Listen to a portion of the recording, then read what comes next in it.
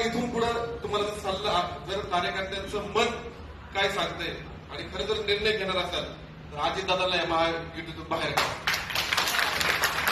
अन्याय केला त्यांनी सुभाष बापूंवर, अन्याय केला राहुल दादांवर, अन्याय केला योगेश अण्णांवर. अरे मंत्री झाले असते तिघे लोक आपली, महामंडळ मिळालं असतं अनेक लोकांना.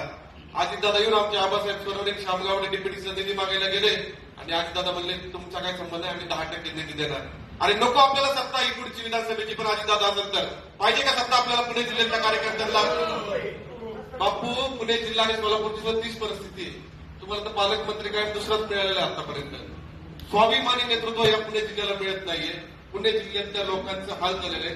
ज्या राष्ट्रवादीशी गेल्या 10 वर्षापासून आम्ही विरोध करतोय, ती राष्ट्रवादीच्या अजितदादा तुम्ही आमच्या भोकांडे दिलेत आणि अक्षरशः कार्यकर्ते आज भीतीच्या वातावरणामध्ये. कशासाठी घेतलंय? भारतीय जनता पार्टीच्या बूथ लेवलच्या कार्यकर्त्यापासून तालुक्यातल्या प्रत्येक कार्यकर्त्याची इच्छा आहे महायुतीमध्ये अजितदादा असतील आणि जर विधानसभेला जर आपली सत्ता राहायची असेल तर ती सत्ता कार्यकर्त्याला आपल्याला आता नकोय. काय करायचं? अजितदादासाठी सत्ता राहायची, तिथं त्यांनी पालकमंत्री व्हायचे, तिथं बॉस व्हायचं, तिथं आदेश द्यायचे आणि भारतीय जनता पार्टीच्या कार्यकर्त्यांना चिरडण्याचं काम करायचे.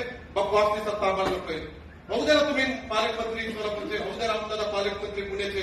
आणि त्यांनी पक्ष वाढवलाय, कार्यकर्त्यांच्या आंदोलनाच्या आमच्यावर वीज बिलाच्या विरोधात आम्ही आंदोलन केलं, त्याचे गुन्हे आमच्यावर दाखल आहेत. रस्ता रोको आम्ही अनेक वेळा केलाय. आमचे संदीप बापू मोडवे अनेक कार्यकर्ते या ठिकाणी भांडत असतात, लढत असतात.